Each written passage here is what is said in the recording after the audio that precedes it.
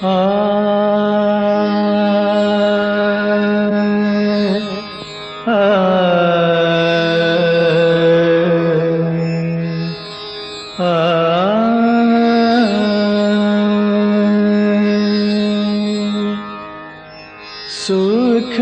के सब साथी दुख में न कोई। सुख के सब साथी दुख में न कोई।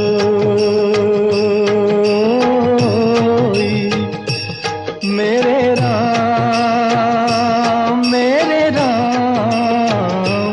तेरा नाम एक साचा दूजा ना कोई। सुख के सब साथी दुख में ना कोई।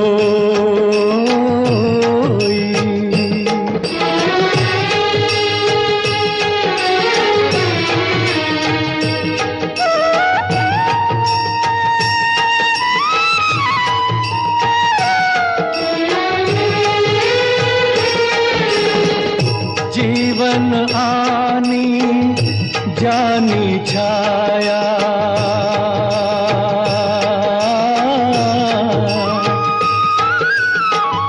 जीवन आनी जानी छाया।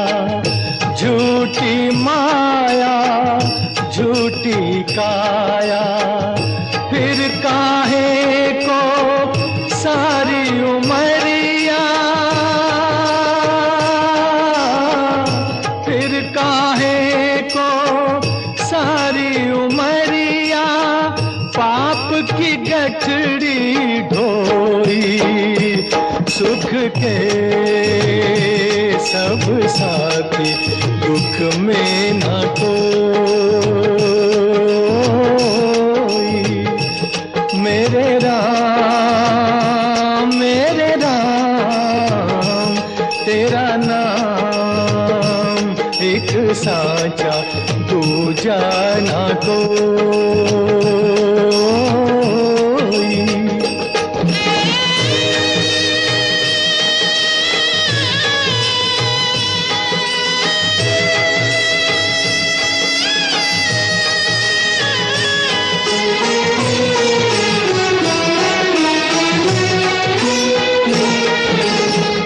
ना कुछ तेरा ना कुछ मेरा।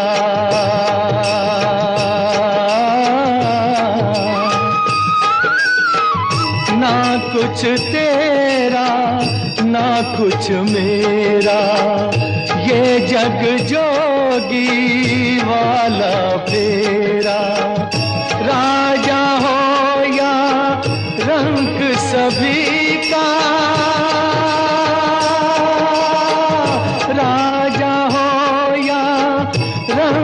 सभी का अंत एक सा होई। सुख के सब साथी दुख में न कोई।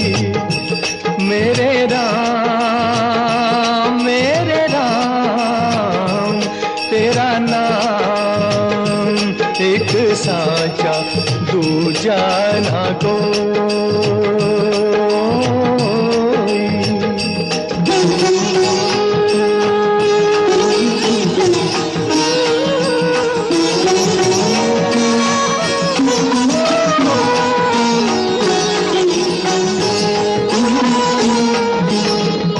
बाहर की तू माटी फाके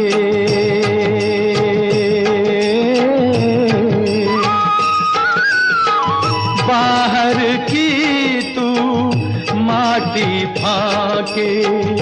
मन के भीतर क्यों ना झांके।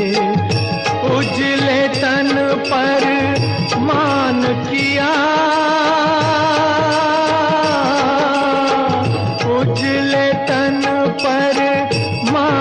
किया और मन की मैल न धोई, सुख के सब साथी दुख में न कोई। मेरे राम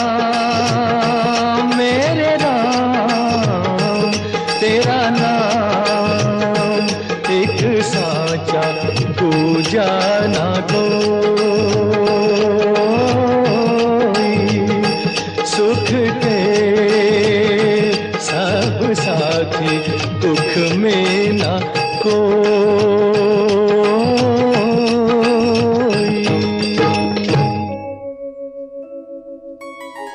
यत्र योगेश्वर कृष्णो यत्र पार्थो धनुधर तत्र श्री विजयो भूति ध्रुवा नीतिर्मतिर्मम।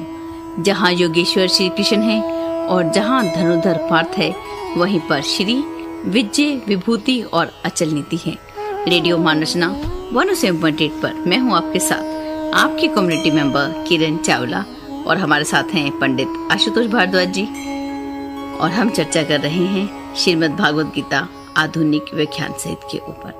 आशुतोष जी, आपका स्टूडियो में बहुत बहुत स्वागत है। जी धन्यवाद। और हम चर्चा कर रहे हैं ये जो गीता का 9वां अध्याय है। हाँ जी। हमने पिछली बार बताया कि हम कुछ नहीं है, ईश्वर का ही एक स्वरूप है। हाँ जी। जैसे लहर और समुद्र अलग नहीं है, दोनों एक ही बात है, लेकिन हम मानते अलग अलग हैं। हाँ जी। इसी तरीके से हम आगे चलते हैं अगले श्लोक की ओर।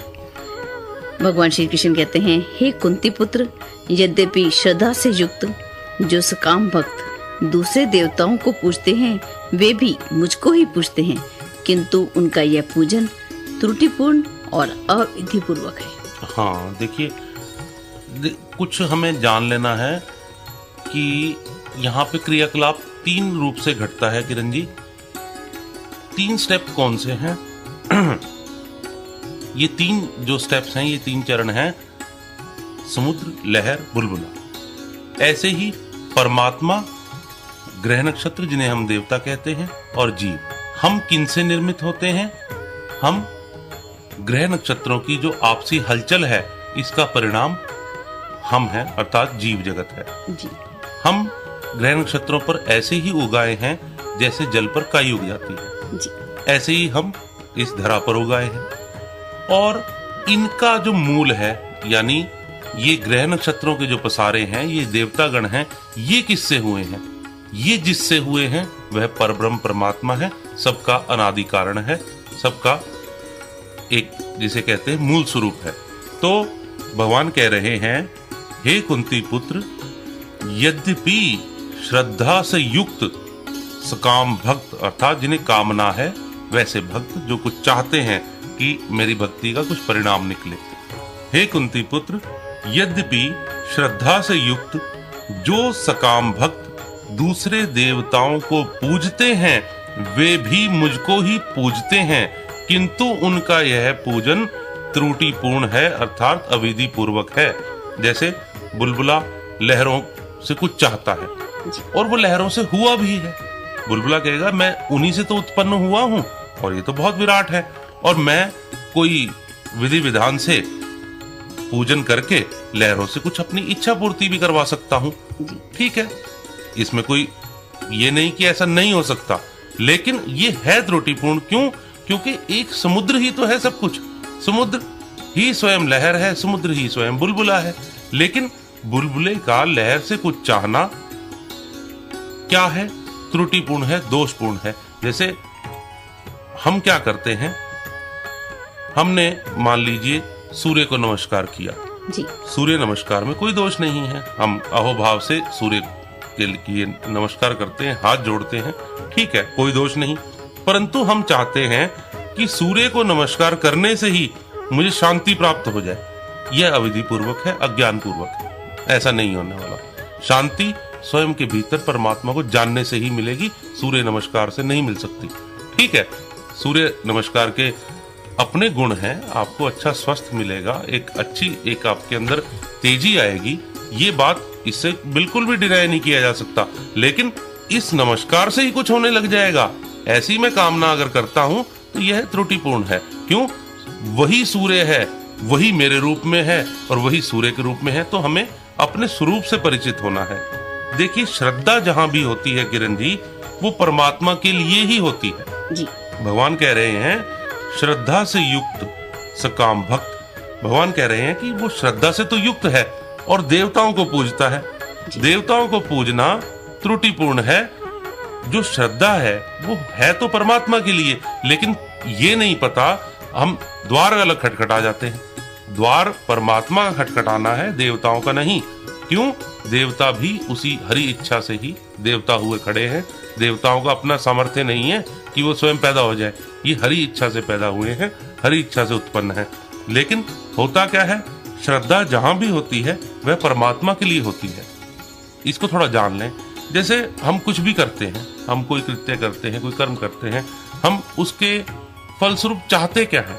हम चाहते हैं कि अंततः इसका जो भी रिजल्ट निकले उससे मुझे शांति महसूस हो, आनंद महसूस हो। इसका जो भी फल आए उसमें मैं शांत हूं, मुझे आनंद मिले। ये शांति और आनंद की जो चाहना है, ये क्या है? ये परमात्मा की ही तो चाहना है, नहीं तो और शांति कहाँ है? और कहीं भी शांति नहीं है। तो हम भीतर से चाहते तो परमात्मा को हैं, लेकिन करते कुछ और है। तो भगवान कह रहे हैं कि जो देवताओं की ओर हमारा आकर्षित हो जाना है, ये ऐसा ही है जैसा बुलबुला लहरों की ओर आकर्षित हो गया और वो उससे कुछ चाहता है, तो ऐसा नहीं कि नहीं मिलेगा, मिलेगा। निश्चित विधि विधान है, उनसे सब कुछ होता है। लेकिन ये क्या है? भगवान ने कहा यह त्रुटिपूर्ण है, अविधि पूर्वक है। वो भगवान स्पष्ट बोलते हैं, जो दूसरे देवताओं को पूजते हैं वे भी मुझको ही पूजते हैं, किंतु उनका ये पूजन त्रुटिपूर्ण हो गया। जैसे बुलबुला लहरों को पूज रहा है, पूज तो समुद्र को ही रहा है, लेकिन उसके दृष्टि में क्या हो रहा है? वो सोच रहा है लहरें कुछ और है। ऐसे ही हम सोचते हैं देवतागण कुछ और है, हमें ग्रह नक्षत्रों से कुछ चाहिए, हमें कुछ प्राप्त करना है। तो ये क्या है? ये अविधि पूर्वक है, त्रुटिपूर्ण है। एक ही परमात्मा है, उसके सिवा कुछ नहीं, सिर्फ उसी को देखना है। इसके सिवा अगर कुछ भी हो रहा है तो वह त्रुटिपूर्ण है, अविधि पूर्वक। जी, एक ही ईश्वर है, उसी के विभिन्न रूप हैं, इसी को हमने मानना है जी। तो आगे जो भगवान कहते हैं कि जो मेरे लिए प्रेम से पत्र, पुष्प, फल, जल आदि अर्पण करता है, उस शुद्ध निष्काम प्रेमी भक्ति का प्रेम पूर्वक अर्पण किया हुआ वह मैं खाता हूँ।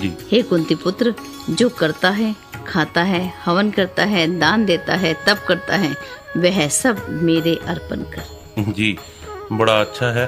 देखिए, अर्पण क्या है पहले तो ये जान लें जी।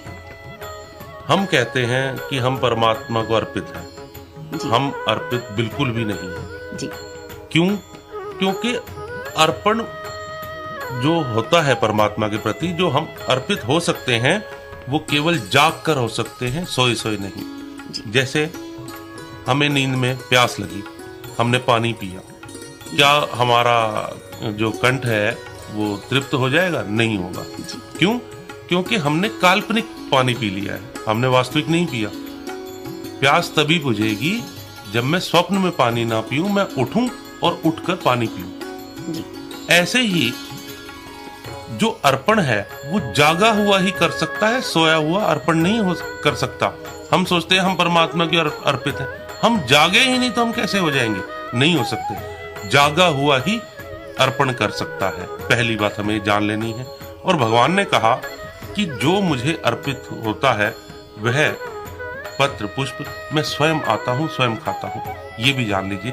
देखिए, अर्पण कौन कर सकता है? जो जागा हुआ है, जो जानता है कि परमात्मा ही यहाँ पर वास करते हैं, और उसी का अर्पण अर्पण है। अन्यथा यदि हम सोचे कि हमें कुछ कामनाओं की पूर्ति करनी है, हमारी फला आकांक्षा है, तो हम परमात्मा को कुछ भेंट दें, उसको प्रेम पूर्वक यदि कुछ अर्पण करते हैं, तो वो अर्पण ही नहीं है, उसे परमात्मा बिल्कुल भी नहीं भोगने वाला। देखिए, जो हमारी फलाकांक्षा है ना, इसकी दुर्गंध उस पर आविष्ट हो जाती है जो हम चढ़ाते हैं कि हे भगवान मुझे ये चाहिए, मुझे ये चाहिए, और ये लो जी मैं आपको मिठाई चढ़ाता हूँ, ये कुछ भी लड्डू बर्फी कुछ भी देता हूँ। तो इन पर क्या है? उस मिठाई की सुगंध नहीं है, हमारी फलाकांक्षा की दुर्गंध उस पर चढ़ गई है। उसको परमात्मा बिल्कुल भी नहीं खाने वाला। ध्यान रखना, अगर हम सोचते हैं कि हमने अर्पण कर दिए, ये अर्पण नहीं है, हमने अपनी कुछ इच्छाएं थोपी और जो अर्पित किया उसे दुर्गंध में और डाल दिया, इसका भोग परमात्मा कभी नहीं लगाने वाले। परमात्मा अर्पित को ही खाते हैं और अर्पण सिर्फ जागृत का हो सकता है, सुषुप्त अर्पण नहीं कर सकता। और परमात्मा आपकी जो फलाकांक्षा है, फलाकांक्षा की मुट्ठी में जो आपने दबोच रखा है, उसे परमात्मा छीन के नहीं खाने वाला। उसे जरूरत नहीं है आपके अर्पण की। जो आपने फलाकांक्षा की मुट्ठी में दबोचा हुआ है, भगवान जबरदस्ती मुट्ठी खोल के नहीं खाएगा। मुट्ठी कब खुलेगी? मुट्ठी तब खुलेगी जब हम टोटल अर्पित हो जाएंगे और हमारी कोई फलाकांक्षा नहीं होगी। इसे ही कहा जाता है तेरा तुझको अर्पण, तेरा तुझको अर्पण। ये नहीं कि मैं कुछ अर्पण करता हूँ जी, कि तेरा ही पूरा जगत तो तुझे ही अर्पित है। जी, यहाँ पर याद आ रहा है कि सुदामा की तो पोटली भगवान ने छीन के खाई, तो हमारी पोटली नहीं छीनेंगे। बिल्कुल बिल्कुल, ये जायज बात है। देखिए, परमात्मा जो हैं वो प्रेम के भूखे हैं। वो ऐसा नहीं कि आप किसी पदार्थ के भूखे हैं। पदार्थ के तो कुछ जरूरत ही नहीं है परमात्मा को। उनके लिए भोजन एक औपचारिकता है, कोई ऐसा तो है नहीं कि परमात्मा की आवश्यकता है हमारी तरह कोई भोजन करना, ऐसा नहीं है। हाँ, लेकिन अगर हम प्रेम पूर्वक अर्पित करते हैं और उस पर फलाकांक्षा की दुर्गंध नहीं होती, तो उसका भोग स्वयं नारायण लगाते हैं और कोई भी नहीं। लेकिन हम ये जान नहीं पाते। लेकिन अगर हम सोचेंगे कि मेरी इच्छा की ये पूर्ति होनी चाहिए, मैं ये चढ़ाता हूँ, इसे भगवान खाएं, ऐसा कुछ भी नहीं होने वाला।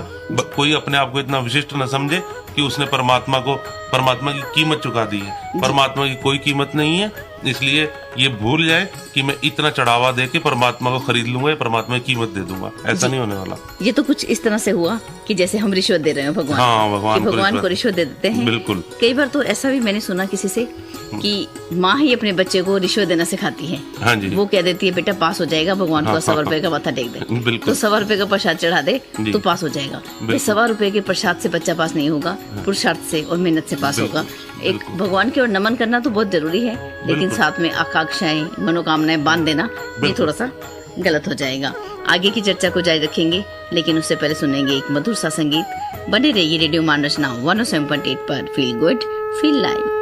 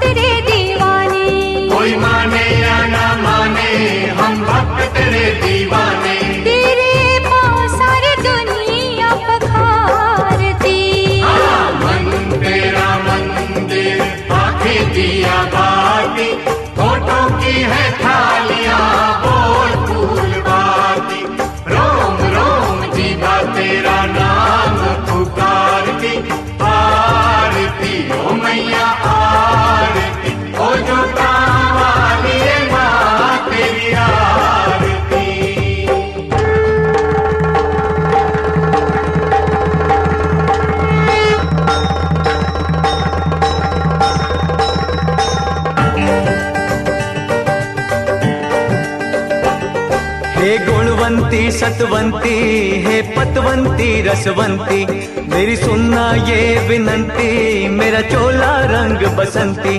हे दुख भंजन सुख दाती, हमें सुख देना दिन राती। जो तेरी महिमा गाए, मुँह मांगी मुरादे पाए। जो तेरी महिमा गाए, मुँह मांगे मुरादे पाए। हर आँख तेरी ओर निहारती। मन तेरा मंदिर, आंखें दिया बाती, होठों की है थालियां, बोल फूल बाती। रोम रोम जीवा तेरा नाम पुकारती। आरती ओ मैया आरती, ओ जो कावानी माँ तेरी आरती।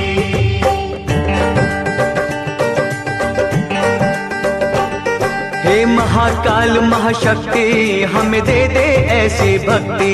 हे जग जननी महामाया, है तू ही धूप और छाया। तू अमर अजर अविनाशी, तू अनमित पूर्णमाशी। सब करके दूर अंधेरे, हमें बख्शो नए सवेरे। सब करके दूर अंधेरे, हमें बख्शो नए सवेरे। तू तो भक्तों की बिगड़ी सवारती। मन तेरा मंदिर, आंखें दिया बाती, होठों की है थालियां, बोल फूल बाती। रोम रोम जीवा तेरा नाम पुकारती। आरती ओ मैया आरती, ओ जो कावाली माँ तेरी आरती। वो तेरे पाँव सारी दुनिया पखारती।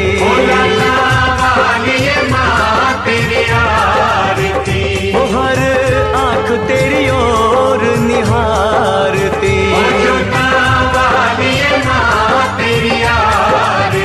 वो तू तो भक्तों की बिगड़ी संवारती।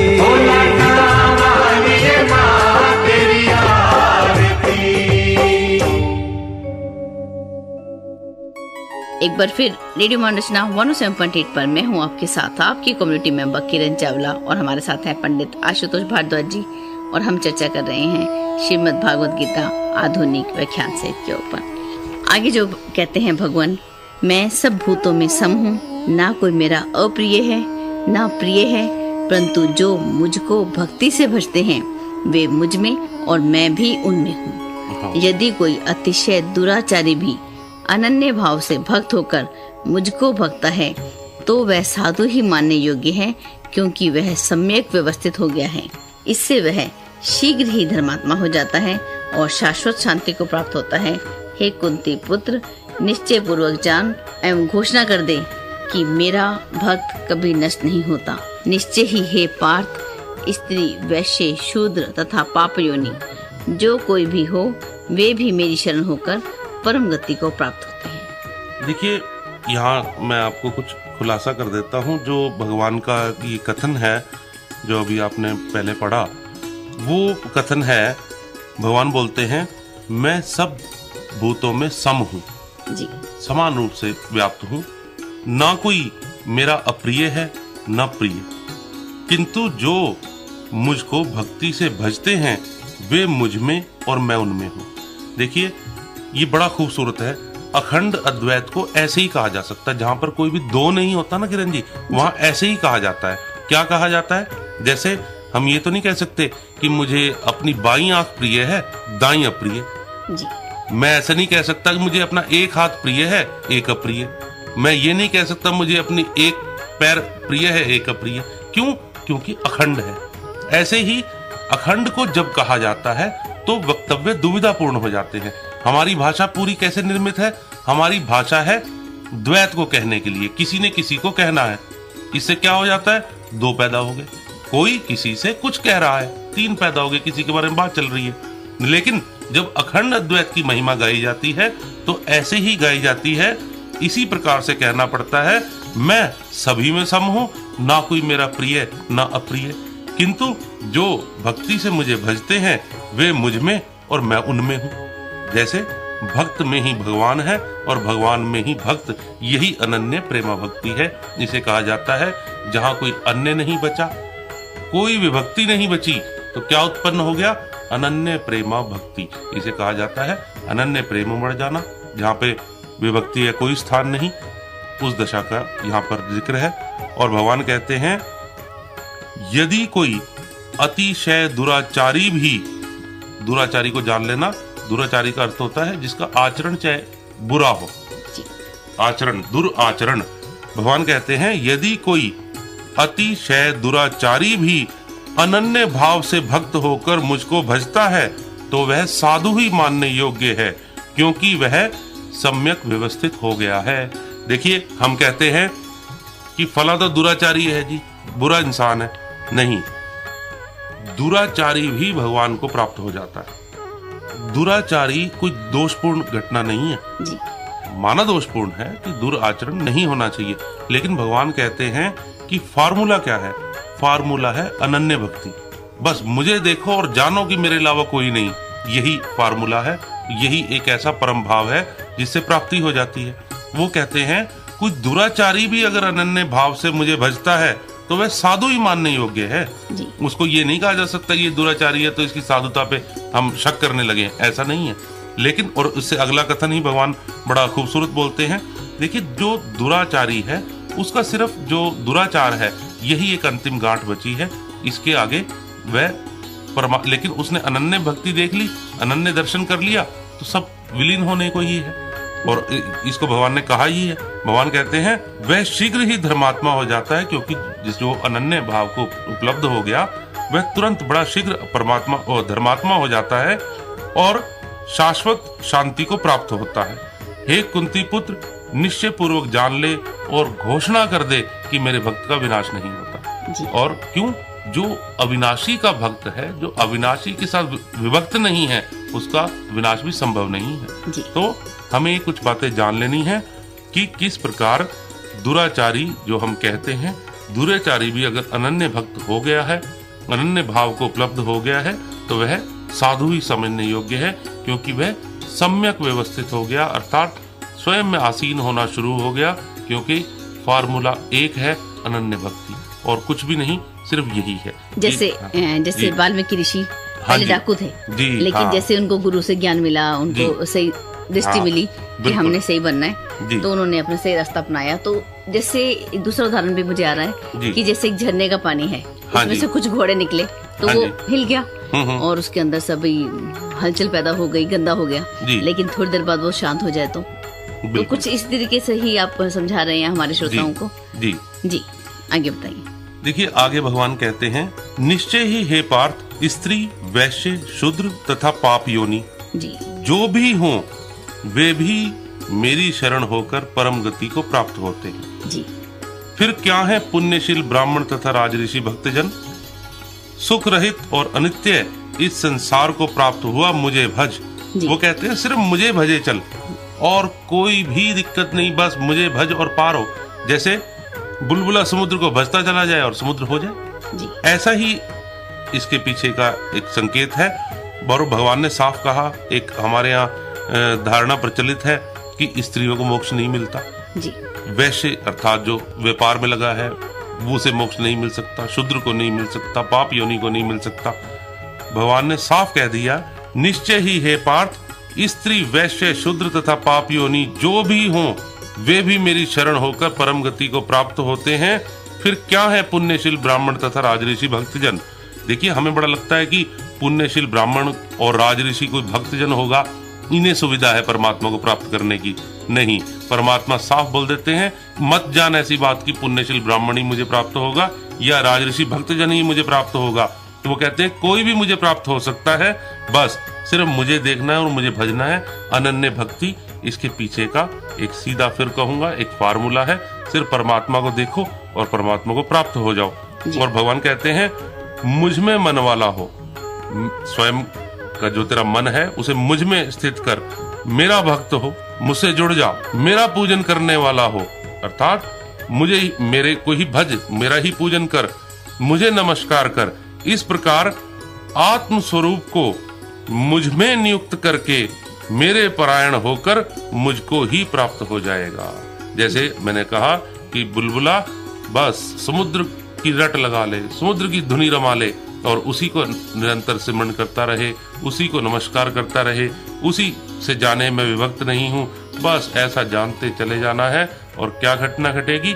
साक्षात समुद्र बचेगा, बुलबुले की थोती में उड़ जाएगी। इसीलिए कहा जाता है सार सार को गड़ी रहे, थोथा दे उड़ाए। हमें एक ऐसा एक ज्ञान चाहिए जो सार तो सार के साथ जुड़ी रहे, और हमारा जो थोथा आवरण है वह मिट जाए। यही एक गुप्त ज्ञान था। क्या गुप्त ज्ञान था? कि यहाँ पर सिर्फ नारायण है, हम नहीं हैं, और वही बचे, हम मिटे। और हमारा मिटना बड़ा धन्य है, बड़ा धन्यवादी हो जाएगा अगर हम हट जाएं और परमात्मा आ जाए। और हटने का अर्थ ये नहीं है कि हम अदृश्य हो जाएंगे, ऐसा कुछ भी नहीं है। सिर्फ ये जानना है कि जो जैसा है रहेगा सब वैसा ही, लेकिन ये जानना है कि परमात्मा है, हम नहीं। जी, परमात्मा है, हम नहीं जी। जो भी है सब उसी का ही अंश है, उसी का ही स्वरूप है। तो हमें बहुत अच्छा आपने बताया, गीता को पढ़ने का तरीका समझाया, और अच्छे से आप हमें बता रहे हैं हमारे श्रोताओं को। आगे की चर्चा को जारी रखेंगे, लेकिन उससे पहले लेंगे एक छोटा सा ब्रेक। सुनते हैं मधुर सा संगीत।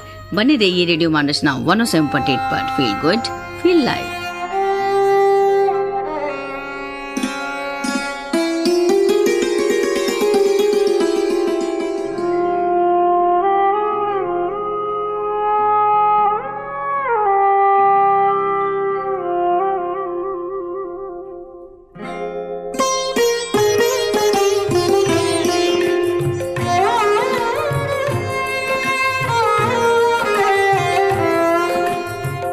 जप ले हरि का नाम सांझ सकारे, सांझ सकारे। जप ले हरि का नाम सांझ सकारे, सांझ सकारे। अंतर्यामी दाता हरे दुख सारे, अंतर्यामी दाता हरे दुख सारे। जप ले हरि का नाम सांझ सकारे, सांझ सकारे।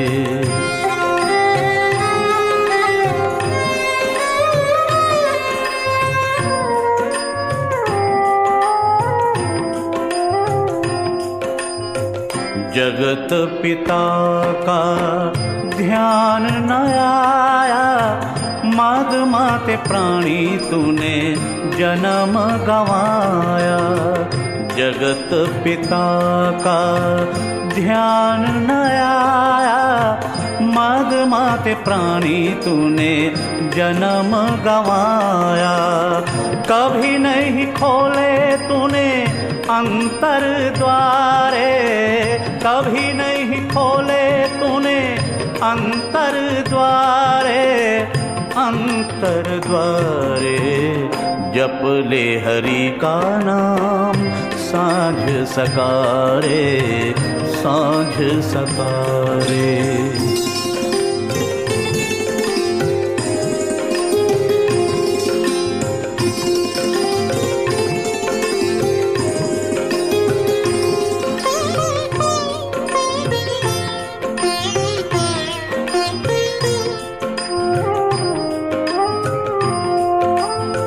श्वासों की तू जप ले माला, श्वासों की तू जप ले माला। गुरु कृपा से होए निहाला, गुरु कृपा से होए निहाला। भव सागर से पार उतारे, भव सागर से पार उतारे, पार उतारे।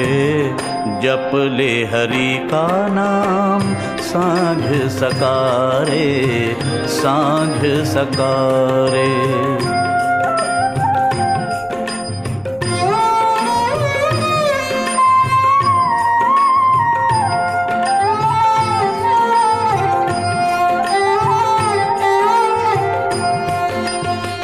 शरण पड़े बिन निष्फल जीना, जीवन में शुभ कर्म न कीना।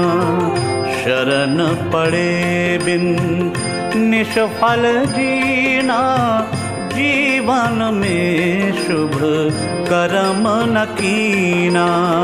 यूं ही न प्राणी हीरा जन्म गंवारे, यूं ही न प्राणी हीरा जन्म गंवारे, जन्म गंवारे। जप ले हरि का नाम साँझ सकारे, साँझ सकारे। अंतर्यामी दाता हरे दुख सारे, अंतर्यामी दाता हरे दुख सारे। जप ले हरि का नाम साँझ सकारे, साँझ सकारे। जप ले हरि का नाम साँझ सकारे, साँझ सकारे। एक बार फिर रेडियो मानसना 107.8 पर मैं हूं आपके साथ, आपकी कम्युनिटी मेंबर किरण चावला, और हमारे साथ हैं पंडित आशुतोष भारद्वाज जी, और हम चर्चा कर रहे हैं श्रीमद् भागवत गीता आधुनिक व्याख्यान सहित के ऊपर। आशुतोष जी, ये जो बात है कि भगवान ने सुदामा का तो खाया और हमारा नहीं खाया, तो क्या हमें सुदामा जैसा बनना पड़ेगा? देखिए, सुदामा के लिए जो कहा जाता है कि सुदामा बहुत ज्ञानी ब्राह्मण थे जी, और जब वो भगवान के पास आते हैं जी, तो उनका ज्ञान और उनका जो अपने अंदर एक क्षमता थी कि ज्ञानी के पास एक क्षमता होती है, वह दरिद्र की भांति हाथ नहीं फैला सकता जी। तो आपको ये मालूम ही है, जग जाहिर बात है कि सुदामा भगवान से कह भी नहीं पाए कि मैं आपके पास किस लिए आया हूँ जी। और भगवान को वो अपना पोटली देते हैं, सत्तुर भगवान उसका भोग लगाते हैं और सुदामा बिना मांगे चले जाता है। और भगवान जब देखते हैं कि सुदामा जैसा ज्ञानी नंगे सिर घूम रहा है, तो भगवान उसकी पगड़ी बांधते हैं। हमारे यहाँ जो पहले एक रिवाज था, हमारे 1-2 पुश्त पहले तक भी पगड़ी पहनकर ही हर कोई आदमी निकला करता था। उसका कारण ये था, जो सर है इसे नंगा नहीं रखा जाता। क्यों? इसके यहाँ से विकिरण उठते हैं। हम जो है एक उल्टे वृक्ष हैं, हमारी जो कनेक्टिविटी है, हम सर से, जैसे पेड़ की जड़ें होती हैं वो धरती से जुड़ी होती हैं, वहां से ऊर्जा शक्ति खींचती हैं, ऐसे ही हम देवी देवताओं ग्रह नक्षत्रों के साथ जो जुड़े हैं, सर से हमारे साथ एक जुड़ाव आता है। और ये जो जुड़ाव है और जो हमारे अंदर ज्ञान है, इसे प्रोटेक्शन में रखा जाता था, इसके ऊपर कुछ इसे बांध के रखा जाता ताकि वह एक, जिसे कहते हैं, उसकी ताप अंदर तपिश बनी रहे। तो पहले नंगे सर ऐसे नहीं घुमा जाता था। तो भगवान ने सुदामा को पगड़ी पहनाई और बकायदा उनके चरण धोए और बकायदा उनका जो लाए थे प्रेम से उसे खाया। और हुआ क्या, वो बिना बोले वहां से चले गए और भगवान ने भी नहीं पूछा कि तुम किस लिए आए हो, क्या चाहते हो। क्यों? वो अपने मित्र को, वो जानते हैं कि सुदामा बहुत ज्ञानी है, मैं इससे पूछ के इसे लज्जित नहीं करूंगा। और गाथा ये है कि जब सुदामा अपने घर गया तो राजमहल बने हुए थे। ये अगर ये गाथा वास्तविक है नहीं है, मैं इस पे नहीं जाऊंगा। मैं इतना जानता हूं कि मित्र को मांगने की जरूरत ना पड़े। जो समझदार मित्र होता है वो दूसरे को ऐसा भी नहीं मौका नहीं देता कि तू मांग के शर्मिंदा हो। उनके पहुंचने से पहले ही वहां पहले ही कृष्ण भांप चुके थे कि किस लिए आए, और वो पहुंचा दिया उन्होंने जो उसे चाहिए था सामान, लेकिन उसे शर्मिंदा नहीं किया कि वो उसे मुंह से मांगना पड़े कि मैं इसलिए आया हूँ। तो भगवान ने उनका भी आदर रखा और वो जो भेंट लाए थे उसे भी स्वीकार किया और उसकी, जिसे कहते हैं, निष्काम भाव से उसकी मदद भी की। लेकिन हम लोग तो मांगने के अलावा तो मंदिर भी नहीं जाते। हाँ, हम तो मांगने के लिए मंदिर जाते हैं कि भगवान मुझे ये देना, भगवान मुझे ये देना। इतनी लंबी लिस्ट अगर हम बनाएं भगवान को, अगर सच में भगवान हमारे सामने आ जाए तो हम उसको अपने घर का काम भी करवा ले कि भगवान आज बाई नहीं आई, अब काम कर जाओ। लेकिन मैंने देखा है कि लोगों से मैं जुड़ता हूँ और मैं मिला हूँ, लोग बड़ी चर्चा करते हैं, अपना दावा करते हैं कि हाँ जी हम कृष्ण भक्त हैं जी। और मैं देखता हूँ कि वो कृष्ण भक्त ही नहीं है, बाकी सब कुछ है जी। क्यों? वो जाएंगे, भगवान कृष्ण से क्या काम है कि कृष्ण को इच्छाओं की पूर्ति, ठीक है, कि हम कोई छत्र चढ़ाएंगे, हमारे ये काम हो जाए, ये हो जाए। और भगवान गीता में क्या कहते हैं, उनसे कोई मतलब नहीं, कोई लेना देना नहीं। तो ऐसे ही हम मंदिरों में जाते हैं जो परमात्मा का एक हमें संकेत देते हैं कि मेरा ज्ञान है, उसे जानो, मेरी देशना है, उन्हें पहचानो। हम कहते हैं उसे तो नहीं जानेंगे, हम तो बस इस बोर्ड के आगे धूप बत्ती कर देंगे, तो ये त्रुटिपूर्ण है, ऐसा नहीं होना चाहिए। जी, जिस प्रकार राम का अर्थ रहम है जी। कि भगवान का जो गुण है, जो उसका स्वभाव है, वो हमारे अंदर ट्रांसफर होना चाहिए, क्योंकि हम उसी का स्वरूप हैं। बिल्कुल। लेकिन हम उसके गुणों को धारण नहीं करते हैं और केवल उसकी धूप बत्ती करके तो क्या भगवान प्रसन्न होगा? एक पिता जो है वो चाहता है मेरा बेटा मेरे जैसा बने, जी। तो ईश्वर के पास बैठे तो हम उसके जैसे बने, उस जैसा ही हमारा आचरण हो, तभी ये लगेगा कि हम उसका अंश हैं। तब हम प्राउड से कह सकेंगे, गर्व से कह सकेंगे कि मैं उसी का अंश हूँ। बिल्कुल। जब उस जैसा आचरण नहीं होगा तो हम कैसे उसके अंश हैं? तब तो हम दुराचार्यों की श्रेणी में आ जाएंगे। बिल्कुल, फिर दुराचार वही बात है। तो वो यही है कि परमात्मा से निहित स्वार्थ का ना होना और परमात्मा के स्वरूप के प्रति हमें आकर्षित हो जाना, ये हमारा स्वभाव है। और हम जाने कि अपने स्वभाव में क्या छुपा है और उससे परिचित भी हो, ये बड़ा जरूरी है, बहुत जरूरी है। और जिस प्रकार ये कहा गया कि जो करता है, खाता है, हवन करता है, दान देता है, तब करता है, सब मेरे अर्पण कर। जी। तो ये अर्पण करना एक बार और बताइए। देखिए, अर्पण का मैंने आपको अभी खुलासा भी किया था, मैं एक बार फिर कर दूंगा क्योंकि ये थोड़ा सा बारीक है। जी। अर्पण का अर्थ क्या है? हम बोलते हैं, हम भक्ति गान भी जब करते हैं तो कहते हैं तेरा तुझको अर्पण। हम ये नहीं कहते कि मैं कुछ अर्पण कर रहा हूँ, नहीं, मैं हूं कौन? मैं तो हूं ही नहीं। तेरी इच्छा से जगत के पसारे हैं, उस जगत के पसारे में मैं भी हुआ खड़ा हूं और तेरे ही जगत की कोई चीज तुझे अर्पित कर रहा हूं। सिर्फ भाव है, मैं अर्पित नहीं कर सकता किसी चीज को, और वो भी तुझे, बिल्कुल भी नहीं, ऐसा हो ही नहीं सकता। इसीलिए कहा गया है कि अर्पण कौन कर सकता है? अर्पण वही कर सकता है जो जागृत हो गया, जो जाग गया। जैसे नींद में भोजन करने से तृप्ति नहीं होने वाली, भोजन उठ के करना पड़ेगा, जाग के करना पड़ेगा। ऐसे ही परमात्मा को यदि हमने कुछ देना है, परमात्मा को यदि हम अर्पित करना चाह रहे हैं, तो हमें जागना होगा। इस पर बाबा फरीद ने कहा है, बाबा फरीद बोलते हैं, उठ फरीदा सुत्या तू झाड़ू दे मस्जिद। वो कहते हैं अपना नाम लेके कि फरीद उठ, खड़ा हो और चल मस्जिद में झाड़ू देने चल। उठ फरीदा सुत्या तू झाड़ू दे मस्जिद, तू सुता रब जागदा तेरी डाडे नाल प्रीत। जी। वो कहते हैं तूने इतने बड़े, इतने विराट से प्रेम कर लिया है जो हमेशा जाग रहा है, जो सतत जागृत है, एक क्षण को मूर्छित नहीं। परमात्मा क्षण को ही मूर्छित हो जाए तो जगत के पसारे बंद हो जाए, सूरज बुझ जाए उसी क्षण। इसलिए परमात्मा जब सतत जागृत है तो फरीद बोलते हैं, उठ फरीदा सुत्या तू सो मत, तू खड़ा हो और मस्जिद में झाड़ू दे, उससे प्रेम कर, उसके गुणगान कर। उठ फरीदा सुत्या तू झाड़ू दे मस्जिद, तू सुता रब जागदा तेरी डाडे नाल प्रीत। तूने जब प्रेम इतने विराट से कर लिया है तो तू सो कैसे सकता है? सतत जागता रहे, सतत जागृत रहे। तो ये हमें हमेशा जागना है और ऐसी जागृत अवस्था में ही हम परमात्मा को कुछ अर्पित कर सकते हैं, परमात्मा को अर्पित हो सकते हैं। अन्यथा हम अगर फलाकांक्षा रखेंगे और अपनी इच्छाएं रखेंगे तो परमात्मा को कुछ भी अर्पित नहीं हो पाएगा। अच्छा, एक और क्वेश्चन आता है मेरे मन में कि ये मानसिक पूजन क्या है? हम मन से अर्पण कुछ भी मानसिक पूजन कर दें? हाँ, जरूरी है कि सब समान सुविधाएं इकट्ठी की जाए? नहीं नहीं नहीं नहीं, समान सुविधाएं तो औपचारिकता है, ये सिंबल है कि मैं ऐसा कर रहा हूँ। लेकिन सिंबल क्या है? दशा तो भीतरी है। जैसे मंदिरों में धूप बत्ती जलाई जाती है, ठीक है, मंदिरों में हमने धूप बत्ती जलाई, एक पवित्र सुगंध फैल गई, बड़ी अच्छी बात है। लेकिन ये सुगंध किसकी प्रतीक है? आप ये देखिए, सुगंध प्रतीक किसकी है? जब ध्यान की प्रगाढ़ता होती है किरण जी, जब आदमी परम ध्यान में उतरता है, तब क्या होता है? भीतर एक सुगंध उठती है।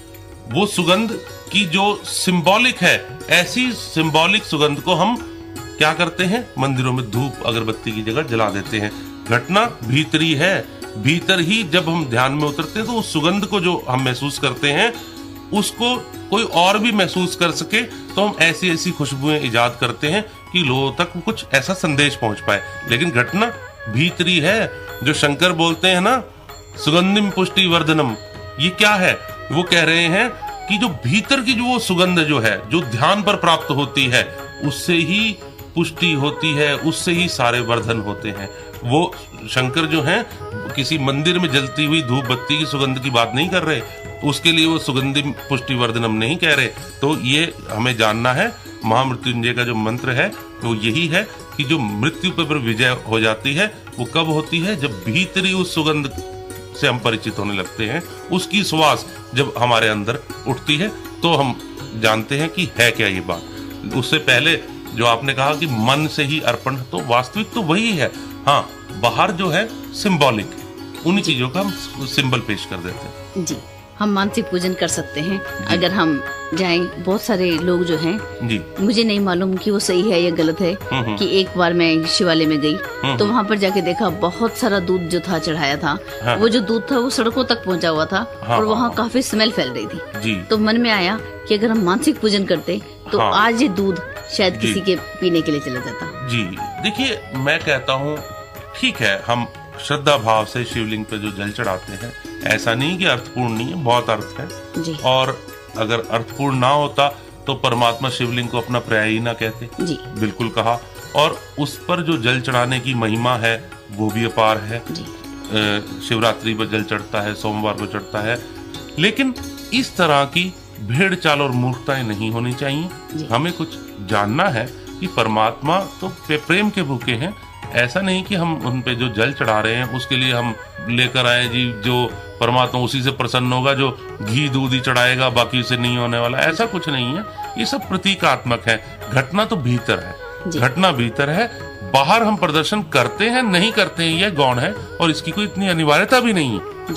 भीतर से हो, हम भीतर से अगर मैं एक श्रद्धा रखूं और सोचूं कि शिवलिंग पे मैं जल चढ़ा रहा हूं और दूध चढ़ा रहा हूं, तो समझ लीजिए वो चढ़ गया जी, वो चढ़ चुका है। जी। तो यही हमें जानना है कि जो आपने कहा बड़ा अच्छा कहा किरण जी, कि भीतर से ऐसा हो सकता है, तो वाकई में मैं कहूंगा भीतर से हो सकता है, नहीं होता ही भीतर से। जी, तो हमें भीतर से अपने आप को समर्पित कर देना है उस ईश्वर को और उसके साथ जुड़ जाना है और अपनी उसके गुण स्वभाव को अपने अंदर उतार लेना है और एक गर्व से हम कह सकें कि मैं ही ईश्वर हूँ, अहम ब्रह्मास्मि। अब वक्त है आपसे विदा लेने का। चलते चलते आप कुछ मैसेज देना चाहते हो अपने श्रोताओं को? तो देखिए, मैसेज में यही कहेंगे कि आनंदित रहें और ये जानते रहें कि आप कहाँ हैं और किसने इस जगत का रूप धरा है। जब नेत्र खोलें तो ये नहीं कि सिर्फ सामने जो दृश्यमान है उसी को देखें, उसमें से निहारते हुए को भी देखें कि कैसे परमात्मा फूलों में से झांकता है, कैसे परमात्मा चांद तारों में से अब झांकता हुआ आपसे परिचित होने को उत्सुक है। ये जरूर जाने जी, वो उत्सुक है और हम आंख बंद करके बैठे हैं जी। वो आंखें खोलें और ईश्वर के साथ जुड़ जाएं और नेक कर्म करते हुए आगे बढ़ते जाएं। अब वक्त है आपसे विदाई लेने का। आपको हमारा प्रोग्राम कैसा लगा बताने के लिए जरूर मैसेज करें। नंबर है 8010781078। धन्यवाद आशुतोष जी। जी, धन्यवाद। आगे के प्रोग्राम अभी जारी रहेंगे। बने रहिए रेडियो मानरचना 107.8 पर। Feel good, feel live.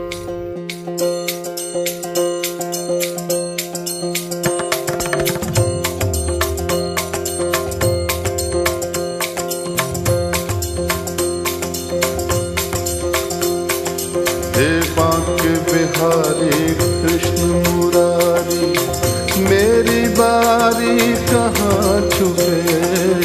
Banke Bihari Krishna Murari, मेरी बारी कहाँ छुपे।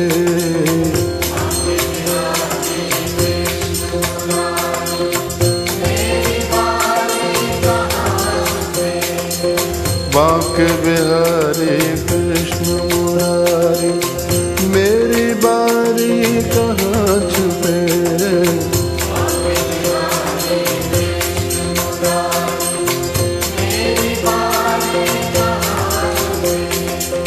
दर्शन दीजो शरण में लीजो,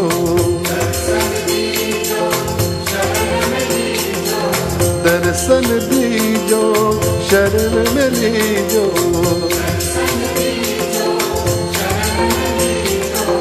हम बलिहारी कहाँ छुपे। बांके बिहारी कृष्ण मुरारी, मेरी बारी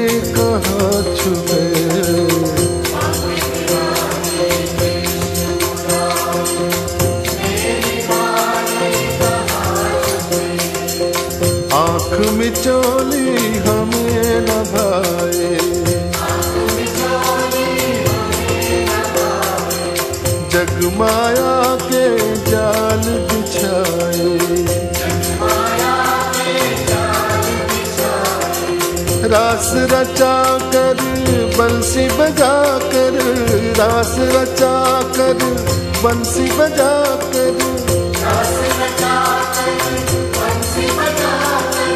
धेनु चरा कर प्रीत जगा कर,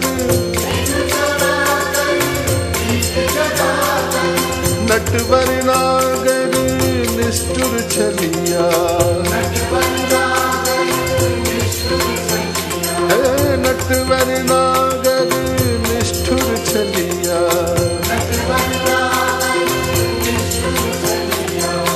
लीला न्यारी कहाँ छुपे, बांके बिहारी कृष्ण मुरारी, मेरी बारी कहाँ छुपे।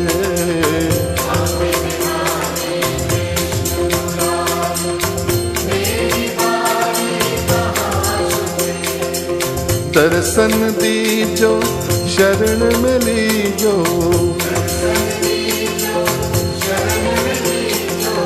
दर्शन दीजो शरण में लीजो,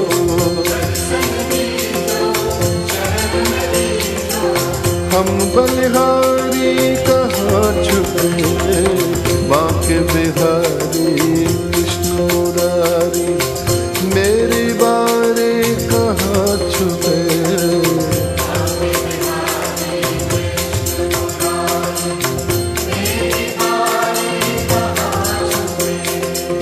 सर्वव्यापक तुम अविनाशी, जल थल गगन रवि घटवासी, सर्वव्यापक तुम अविनाशी,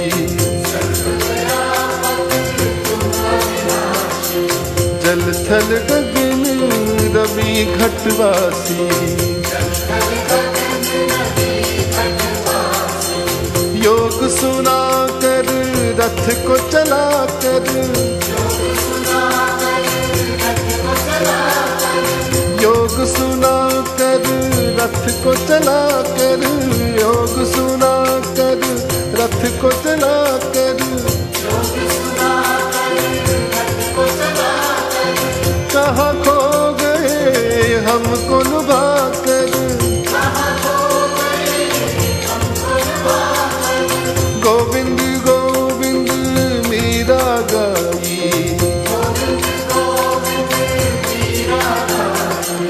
गोविंद गोविंद मीरा गाई,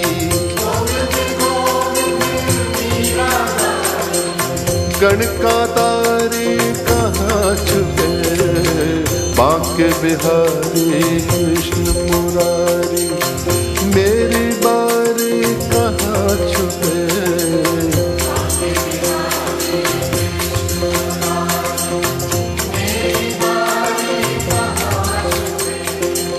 बांके बिहारी कृष्ण मुरारी, मेरी बारी कहाँ छुपे।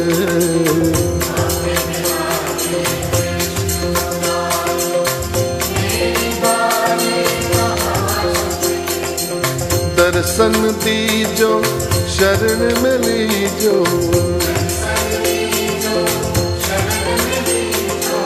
दर्शन दीजो शरण में लीजो,